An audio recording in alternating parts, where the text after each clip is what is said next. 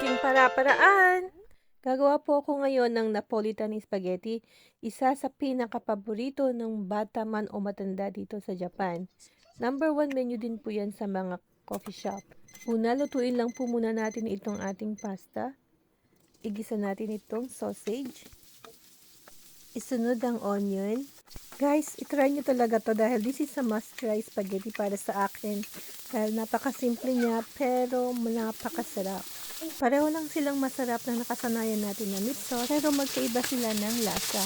Parang love life lang yan. Hindi pwedeng i-compare ang past sa present. Hindi yan hugot guys. Mema lang. Mema i-voice over lang. So yun guys, itabi lang muna natin yung dalawa. Isama natin itong bell pepper. Isusunod na rin natin dito ang ketchup. Ito nga palang ketchup, napaka-importante nito na igisa muna yung ketchup. Diyan sa mainit na fry pan na may mantika. In that way, lalabas po dyan yung kanyang umami. Para hindi po puro asin lang ang malalasahan nyo sa ketchup. Nakikita nyo, dinidikit ko talaga siya. Sinasadya ko po yan idikit sa kawali. Para medyo matusta yung ketchup.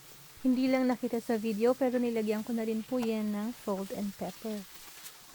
Pagkatapos niyan, isusunod na natin itong pasta.